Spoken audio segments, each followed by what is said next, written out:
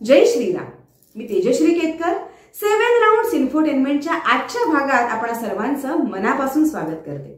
भगवान श्रीरामांचे अयोध्येतील भव्य असे राम मंदिर पाहून मन आनंदाने भरून जाते.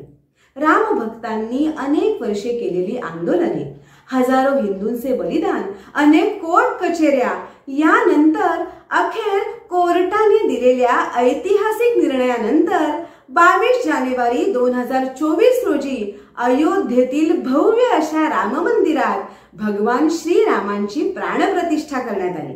भगवान श्रीरामांच्या प्राणप्रतिष्ठा सोहळ्याला 22 जानेवारी 2025 रोजी 1 वर्ष पूर्ण होत आहे आणि याच निमित्ताने मुलुंडमध्ये पुन्हा एकदा भव्य अशा रथयात्रेचे आयोजन करण्यात आलेले आहे.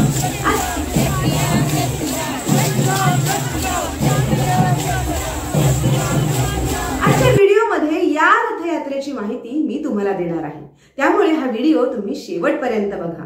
आपलं चॅनल 7 राउंड्स इन्फोटेनमेंट अजूनही सबस्क्राइब केलेलं नसेल तर ते जरूर सबस्क्राइब करा. वळूया आजच्या विषयाकडे.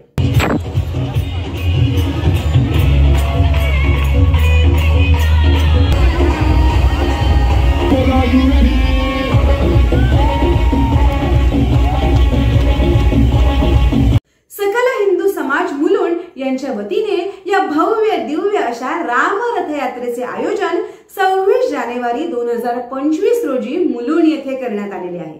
ही राम रथयात्रा भक्ती संगम मुलुंड पश्चिम येथून दुपारी 3:30 वाजता निघणार असून तिची समाप्ती महाजनवाडी मुलुंड पश्चिम येथे होणार आहे.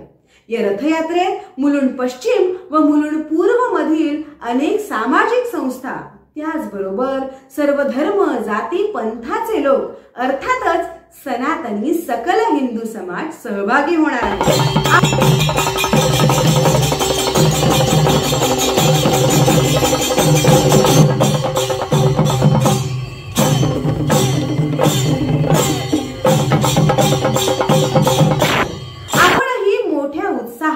या भव्य दिव्य अशा रथयात्रेत सहभागी होऊ शकता आणि भक्ती रसाचा अनुभव घेऊ शकता. भगवान राम लल्लाच्या या रथयात्रेत सहभागी होण्याची संधी तुम्हाला मिळत आहे.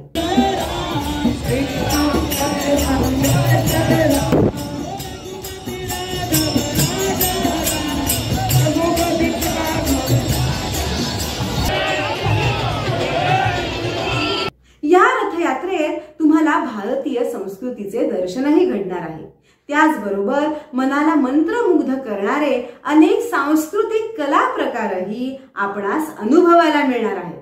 हा व्हिडिओ जास्तीत जास्त लोकांपर्यंत जरूर पोहोचवा, जेणेकरून अनेक रामभक्तांना या रथयात्रेत सहभागी होता येईल.